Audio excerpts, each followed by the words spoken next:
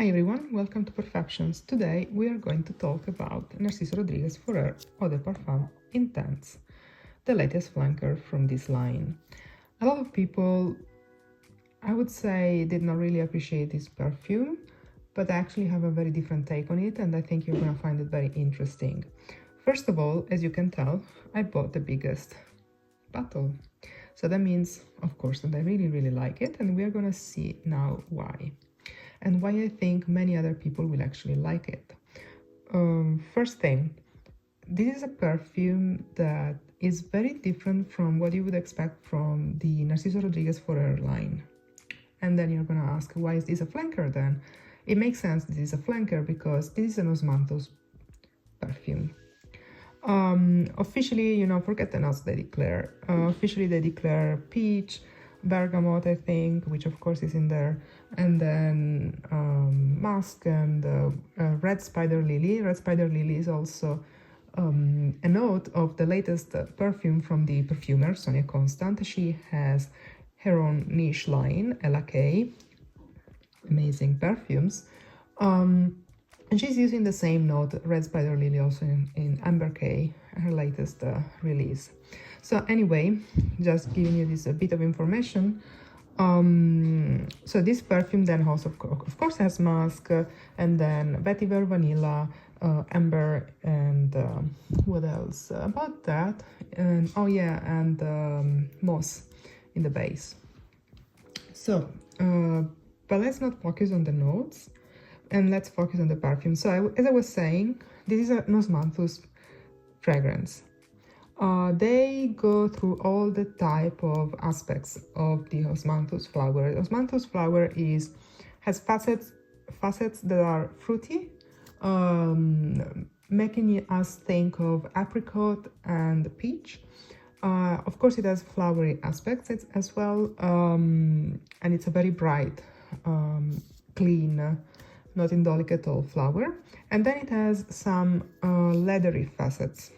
And as you know, and I mean, if you don't check the perfumes by Sonia Constant, she's well known for working with leather. She's created some of the greatest successes from Tom Ford, in the leathery type of fragrances, and as well in her own line, LK, she has a trilogy of leather perfumes. So yeah, she's been working a lot with leather and she's very good, as well as with musk. And I mean, she's an excellent perfumer. I really like her work. I also have a review of her LK niche line on my channel. I think it's still on my old channel, so Perfections, not Perfections_Eng, where this video is going to be posted. But anyway, so what I want to tell you is that this perfume is coming from a perfumer that is very well versed in preparing or creating leathery perfumes. So she essentially has created this perfume based on all the facets of Osmanthus. In this sense, this is a flanker of the original for her, which is as well an Osmanthus perfume, the Eau de Toilette. This perfume reminds me of a niche perfume always created by Sonia Constant, and this is to me more of a flanker of that perfume rather than the Narciso Rodriguez for her EDT. And I'm gonna show you immediately the perfume, and this perfume is LK Lettre de Pushkar, which is, by the way, one of my favorite perfumes as well. So I'm not sure if you can tell, but I used quite a bit of this perfume. I already have a backup bottle, and I'm gonna buy a backup bottle also of the Forer Intense because I like it a lot. And I also already use quite a bit of this. I use it like for 10 days, almost every day. So you see that I'm already here at under the name of the perfumer about here. So it came here, it was full, and now it's already here. So you can tell that I need a backup bottle of this one. So now let's talk about these perfumes and how they relate. So essentially they share the backbone of the perfume, like the base notes, and I mean, probably not exactly, not 100%, but as soon as I sprayed this one, I actually sprayed the sample, like the super tiny small sample that we get like not even a milliliter, I immediately recognize the, the backbone being the same or extremely similar. So these are two different perfumes, right? So essentially, this is a spicy rose, of course, ambery, vanilla, leathery, and woody, and musky. And this is an osmanthus perfume. So, but the backbone, the base notes are the same. They're slightly different. I think what makes the accord I really like in the LK Lettre de Pushkar is the cipriol with vanilla, vetiver, musk, patchouli. There's also patchouli, and that's about it, I believe, if I recall correctly, and the amber. I think the amber is also supported by Ambrofix, so the ambroxan of Givaudan, that I know that Sonia Constant really loves and uses quite a bit. And in this perfume, I feel I have the same type of base notes. This accord, this main accord, huge big accord, melody of the perfume is shared between these two. But while LK Lettre de Pushkar is a spicy rose on that accord, Narciso Rodriguez Forever Intense is an osmanthus on that accord, on the same accord, to my nose. Yeah, and so that's essentially, I recognized it immediately, from the small tiny sample when I sprayed it. The next day I went to the perfumery shop, I sprayed it again, and then I bought it. And yeah, so I think the LK one has a better performance overall, but of course these are then at some point different scents, meaning that the how can I call them, the additional notes, right, they're different. So this again, LK Lettre de Pushkar is a spicy rose on this beautiful ambery, vanillic, leathery base, and Narciso Rodriguez Forever Intense is an osmanthus, so peachy apricot opening with this flower heart, which is not very flowery. Neither of them are extremely flowery perfumes, okay? The flowers are never the real star of the show, okay? The base notes are the star of the show. Also, Delicious Delights, she's been reviewing the Narciso Rodriguez Forever Intense, and she also said it is a bottom heavy perfume, which I totally agree with. It opens with a bright apricot peach. Then it goes into more kind of course, the vanillic, ambery, leathery, musky base is extremely present and strong from the very first spray. But of course, you're gonna smell also the fruity opening, and then that lasts for a bit, and then you get more on the softer floral heart. And then you're left with this beautiful base, which is very bold. These two are perfumes that are making a statement. They're not for the faint of heart. You can really use them in any type of occasion, really. I think they're both unisex perfumes, first of all. They are business appropriate, but also, date night appropriate. I think LK Lettre de Pushkar is better suited for fall and winter, while Narciso Rodriguez Forever Intense, I think it's good for spring, early spring, maybe end of winter, because it's really nice, to really get into spring with this type of perfume, and also for cool summer nights. So I think they serve different times of the year. But the backbone is the same, so I would not recommend to use the new Narciso during the day in summertime, because the backbone is too heavy and woody, ambery, vanillic, leathery. It's not the case of using this one during the summertime, during the day.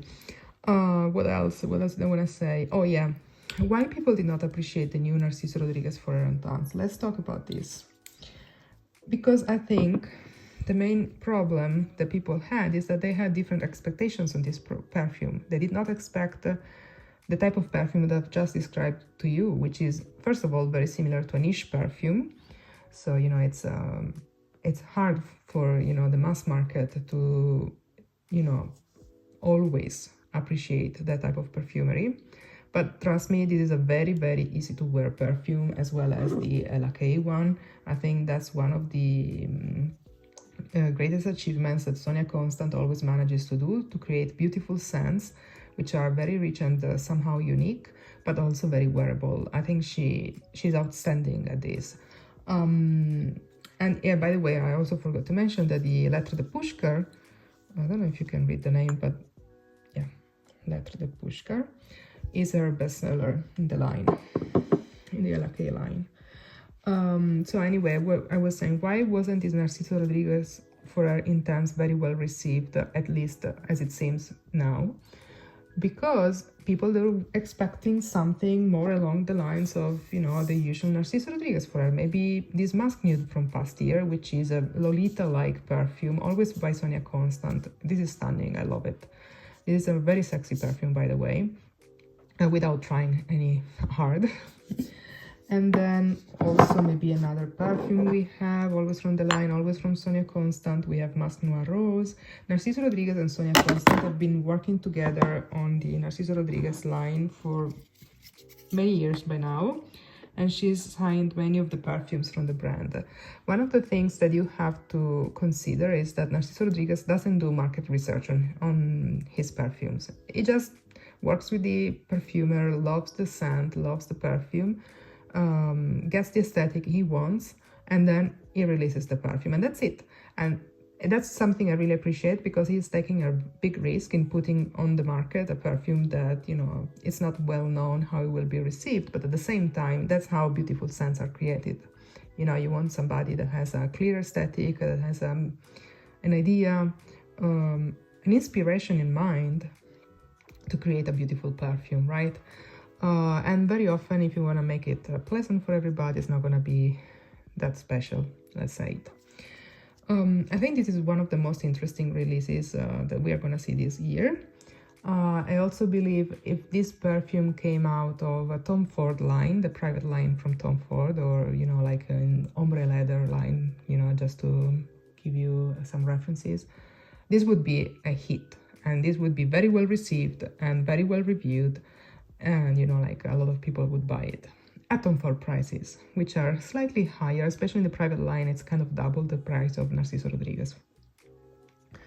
So yeah, I think this is a very beautiful perfume. I think if you love Ella K Lettre de Pushkar and you like Osmanthus, you know, with its apricot-y and bright facets, then you're gonna love this one.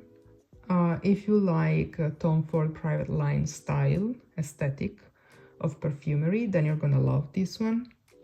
And yeah, so I would highly recommend you to test this one and make your own opinion about it. What else? Performance. Let's talk performance. Okay, this is a perfume which has a very high longevity, meaning that it persists on the skin and the textiles for hours and hours and hours, but it turns to a skin scent quicker than I wish. Maybe after 5 to 6 hours, it's a skin scent. It does not mean that it has a good trail, but it does not really project a lot, you know, in terms of few hours. At the beginning, it projects, it has a beautiful trail, you know, but then it gets a bit more intimate as a perfume.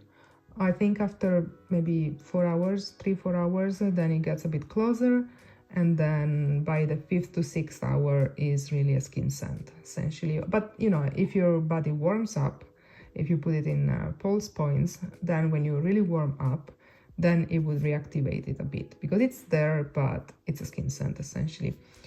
I think it's stunning. I think I said everything I wanted to tell you. Yeah, so if you're looking for a perfume that makes a statement, that is appropriate for spring, that is also appropriate for the end of winter, I mean, potentially you could use this perfume also in winter or in fall. I see it probably at best for spring, top, then summer nights and fall. I think so, because of the bright osmanthus and the peachy aspects.